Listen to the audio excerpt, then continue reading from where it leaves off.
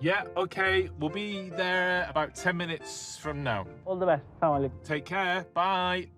Can't believe we're finally doing this, you know? It's gonna be really nice to go to these places. As I went there with Mum when I was little, but it'll be nice to go and see them now I really understand the significance of these sites. Yeah, it's gonna be a totally new adventure for you.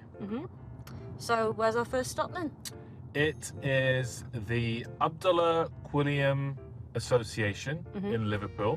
The guy I've just been speaking to is Mu'min Khan. He's the Chief Executive Officer there. Yeah.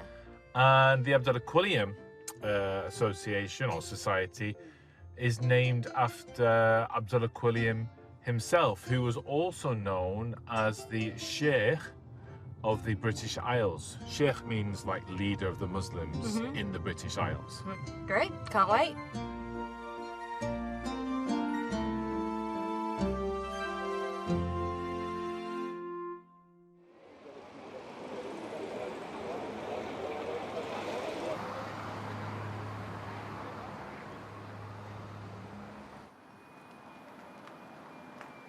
Hello, Assalamu alaikum.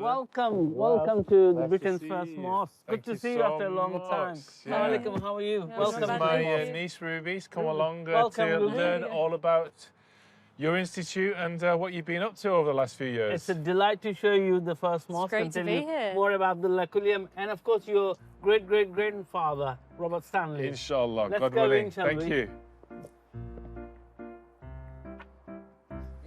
Welcome.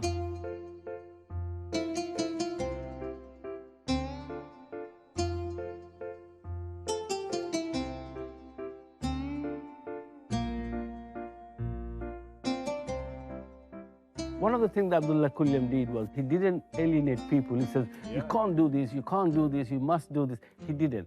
So what historians have said is that people would be praying with their shoes on and he let them do how they pleased. But soon after they realized that shoe is dirty and they can't sit properly in the state of prayer. Sure. So they learnt it a hard way and they took their shoes off.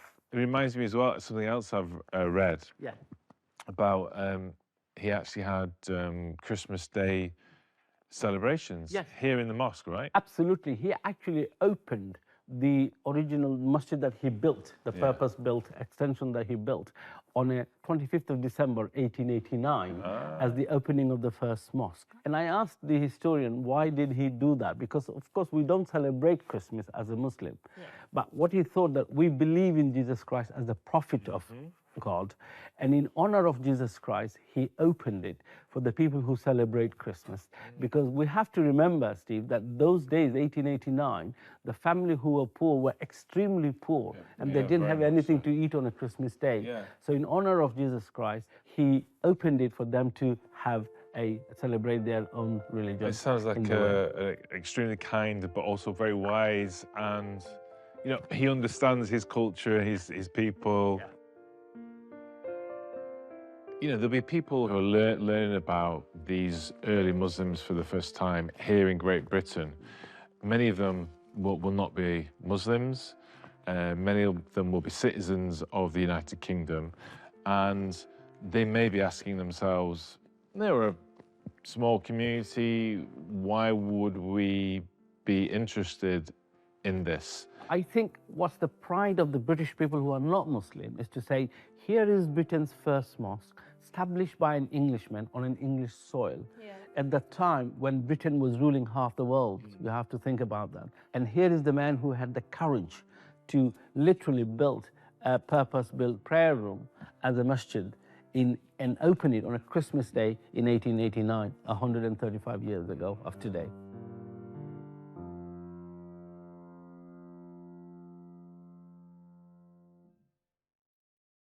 I'll take you to the printing room now. Thank you.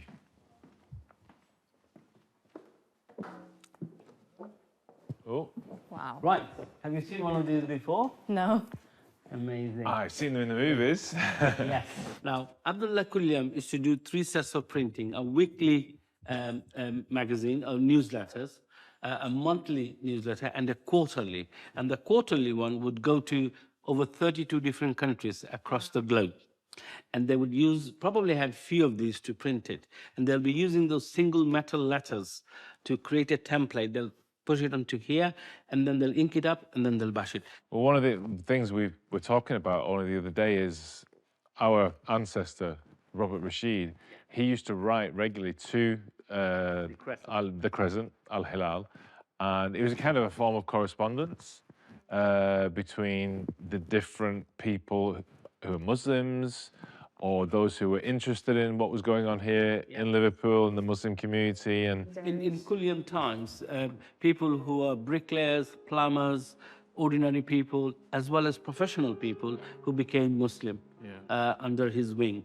Over 650 people took Shahada, embraced Islam.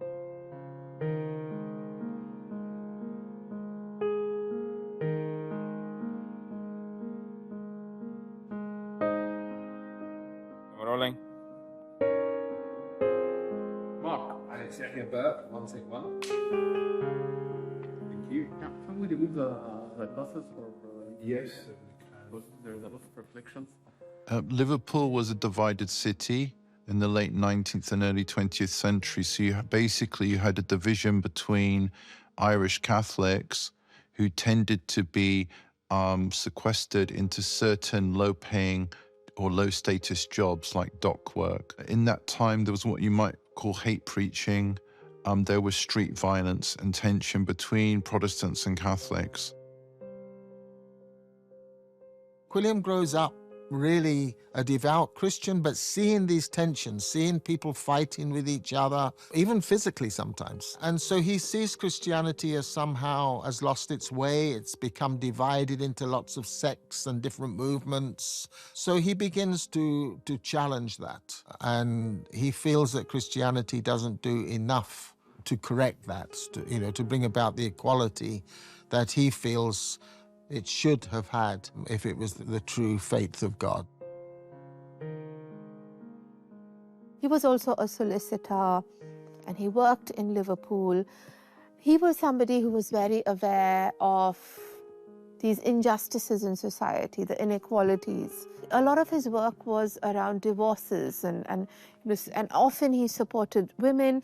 Throughout those early days, you see that sense of responsibility to society.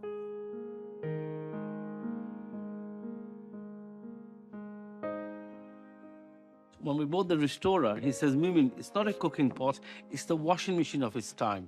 So the housemaid or the servant, they will boil the linen onto this. So now I'm going to take you to the mosque which he built, and I'm going to tell you how they pray, how your grandfather, Robert Stanley, would be sitting with Abdullah Kouliam and praying. Let's go and show you now.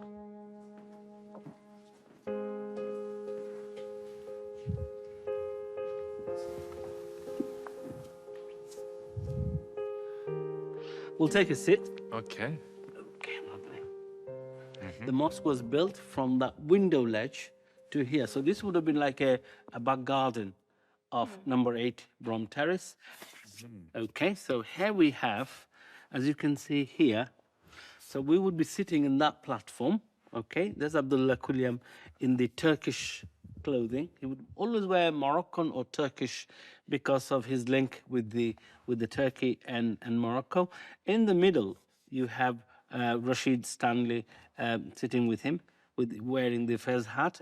Robert Stanley, known as Rashid Stanley, was a great friend of Abdullah Kouliam, and I think he converted to Islam when he was 69 years old, as you were saying. And he was the vice president of the Liverpool Muslim Institute. And he wanted to pass the baton onto Rashid Stanley, but he said, look, I'm 72 years old, I'm too old to run the organizations, pass it to someone else. Every time we see this picture is when we look at our great-grandfather in the picture, it's like looking at my father. It's the Absolute, absolute, yeah. as we say, spitting image of my own father, who's still with us, thank goodness. And of course, in that picture, is literally this platform just here. Yes. So he's literally, it's rare that you get an opportunity to stand in the same spot of an ancestor that goes back so many generations.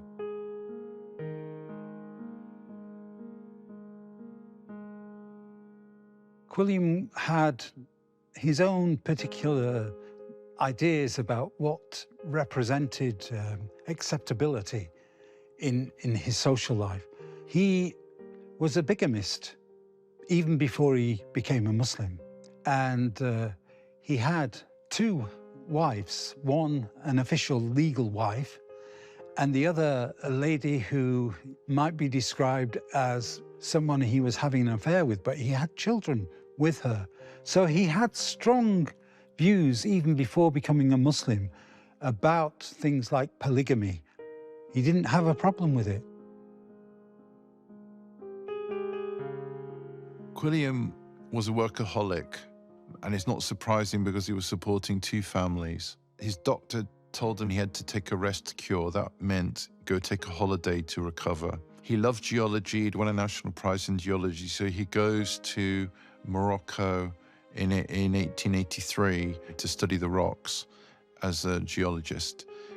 When he gets there, he says, why don't I just go to Gibraltar? It's only just across the straits. He does. He meets a party of Hajis. They explain Islam to him. He talks to other Muslims there. And he says, look, I don't want to make a quick decision. I want to go back and study for myself. He speaks of a meeting that took place in a restaurant between himself, a Jewish person, and a Muslim person, three men. He doesn't say who they were, but he says that over the course of that meal, they decide that each one of them will defend their religion. And he decides at the end of that the Muslim view is the one that made the most sense to him. And whether he took formally a shahada then at that time, we don't know because he doesn't say. But when he comes back to Britain, to Liverpool, he announces that he's converted to Islam, and he announces it publicly in the newspapers.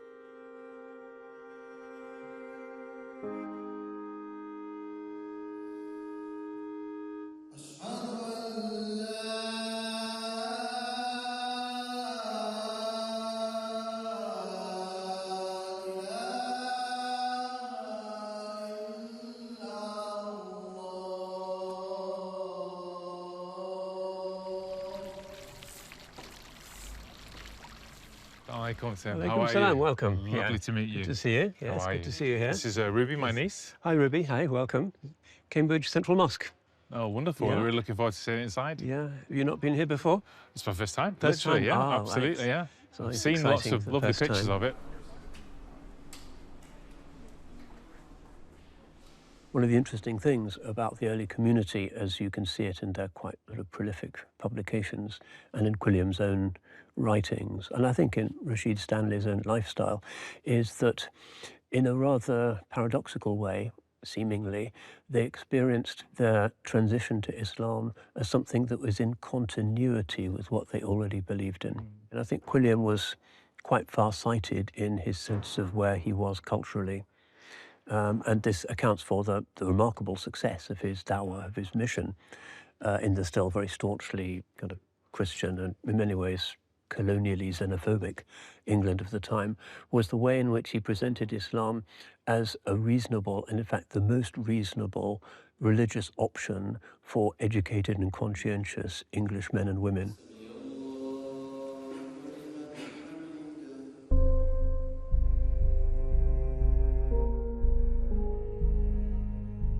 About the first decade of existence, there were several violent incidents. Windows were regularly broken glass was put into the prayer hall. How they would handle it was that they would call the services of the police, they would not resist violently, and the focus was on building good relations with the community through the social services that they did, supporting the rights of the poor in the court, as Quilliam did in his practice as a solicitor. So over a long period, they built a kind of good reputation in the city, and the attacks died down at, I'd say the second decade of the community's existence. There were far fewer attacks. So they played a sort of long game. Back then, everybody knew what it was to be British and even to be from a particular town. And in Liverpool, there were even different dialects for different areas of Liverpool, and people were absolutely rooted in, say, a working class community around a particular pub, around a particular church. They had their own songs. Working class communities were kind of very proud of their identity, very autonomous. We lived in a triangle of streets. Everybody knew everybody. Everybody was watching everybody's children. So it was quite hard when people already had such a strong sense of their groundedness in the world to suggest, well, why don't you come and do something that's actually a bit different, to put a mosque there instead of the chapel, even though he tried to, as it were, chapelize his mosque as much as he could within the boundaries of what the religion would allow. So I think back then, calling people from Victorian England in its pride and its heyday to the religion that was still perceived as being one of the religions of the subject races, even though Islam was the majority religion of the British Empire, was psychically a lot more difficult for people than it has become today.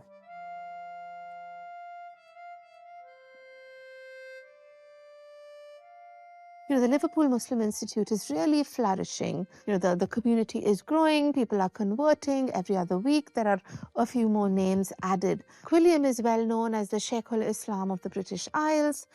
And again, he is known worldwide. The weekly newsletter is being circulated across Britain, but also across Europe and the Middle East and India. So it's a really flourishing community. Quilliam always promoted himself and his Muslim community as loyal British subjects. Spoke about Queen Victoria as the ruler, not just of a very large Christian population, but I don't know what the figure was. He talked sometimes about 109 million Muslims were in the British Empire. So he saw the Queen as a ruler of Muslims, and she seemed to, or at least the state, at some level seemed to accept him as being the official leader of British Muslims. Abdullah Quilliam had a great connection with Queen Victoria of that time. And Queen Victoria would say he was a prolific writer. So he's written lots of books. And he would say, make sure I get the 8 to 10 copies of the book, The Faith of Islam, for her children and grandchildren to read. So the first copy would go to Queen Victoria and then to the rest of the world.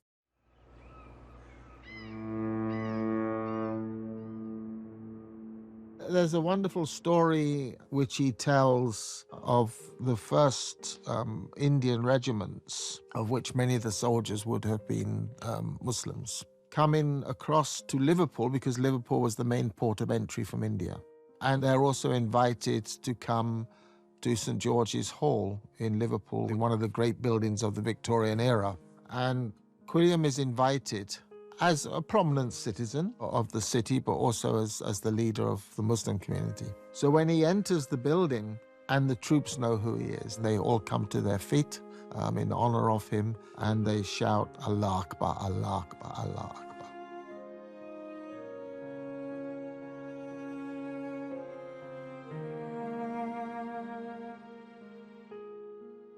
This is the time of empire, when many Muslims felt that their own faith was in decline through the rise of the European empires. So therefore, Quilliam becomes a kind of an iconic figure, really, someone who's actually in the middle of Britain, doing the opposite, to the Christian missionaries in, say, India. He's actually bringing Islam to Britain. We also know that he conducted a funeral of a soldier from India who was in the parade and Quilliam is officially invited to conduct his funeral, and he does the funeral at Woking Military Cemetery.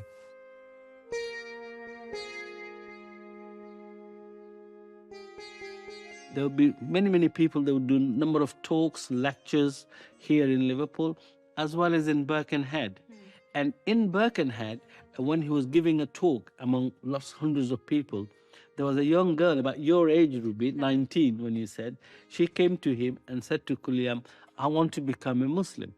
And he says, oh, wait a minute, hold on, And he gave her the Quran to read. So eventually she did become Muslim, Fatima Elizabeth Cates, a very dedicated lady. And she was the first English convert female to become a Muslim on English soil. I think it's a tribute to British history overall, and to the Muslims and non-Muslims. And this is the birthplace of Islam in Britain.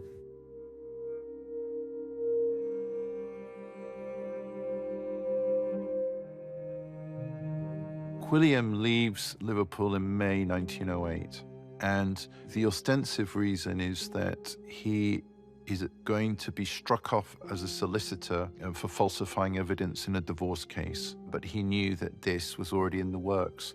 Now, we don't know the exact reason why he left Liverpool, but one thing I would say is that according to the account in the Crescent, Quilliam was subsidizing the costs of running the mosques and all of its activities to the tune of about 2/3 of the cost. So if he could no longer practice as a lawyer, it meant that he could no longer financially support the activities of the mosque and the community that was attached to it. That might give another reason why he decided to leave. Abdullah Quilliam, when he left the country in 1908, he did not come back for a good few years. He spent his time in Africa, particularly in Nigeria.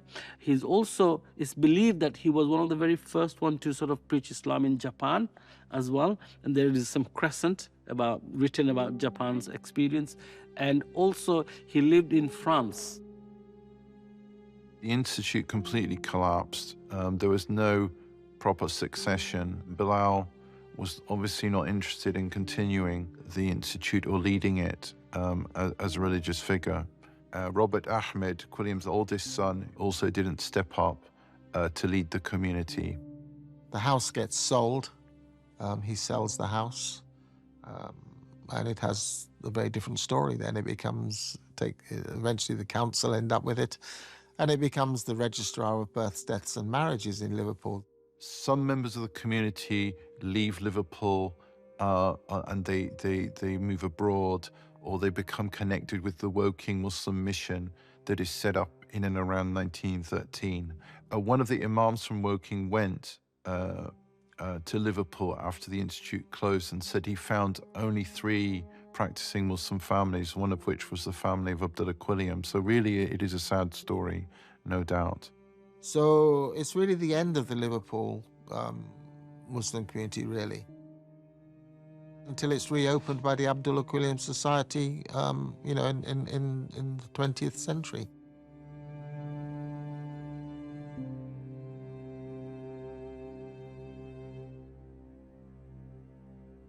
There were, of course, upheavals going on in Turkey while he was there with the Young Turk revolution against the Sultan. We suspect, we haven't yet proved, before Quilliam returns to Britain, he actually goes to Salonika. Now, Salonika was where the Sultan was exiled. So whether he goes to spend time with him in exile, but he eventually returns to the UK, possibly not just because the political situation is getting very difficult, but also because his first wife is dying of cancer in Birkenhead, and she does in fact die.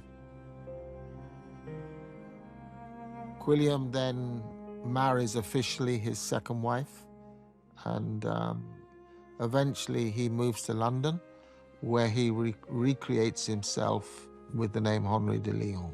And he becomes a part of the London community, which is beginning to develop around, particularly after the arrival of Kamaluddin, around Woking Mosque.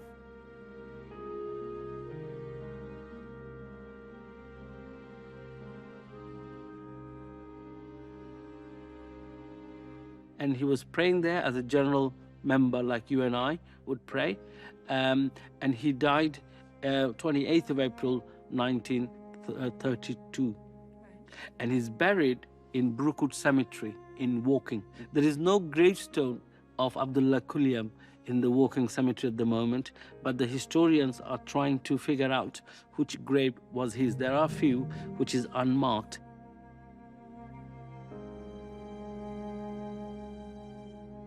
People today want to turn Abdullah Kouliam into a hero, but my assessment, looking at all the historical evidence by his friends and his detractors, is that he was a lovable rogue with a heart of gold. He was a clever man, and he was well able to bend the rules when it suited him, maybe sometimes break the rules even. So we need to take Abdullah Kouliam as he was, warts and all.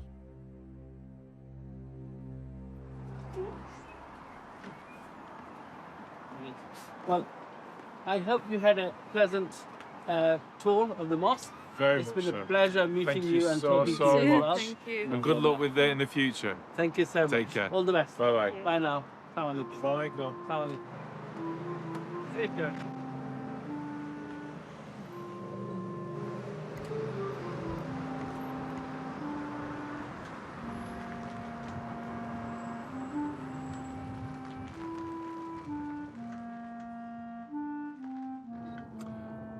So, what do you make of that, Ruby? It was really interesting. I mean, you know, especially learning about Quilliam. He's such a fascinating character. But, you know, I feel like there's a few pieces missing to the story. We could have done a bit deeper dive, you know? Yeah, I know what you mean. I think you're talking about Quilliam's relationships, his marriages. Yeah. Especially that Fatima Cates lady. I feel like she's got an interesting story we could find out about. I think you're probably right. Why don't we call it quits for today? But maybe in preparation for tomorrow, have a look at that book down there in my book bag. Oh, I yeah. think you'll find something of interest. Fatima of Liverpool, that one? I think that's the person you're talking about. Let's have a look. Yeah, great.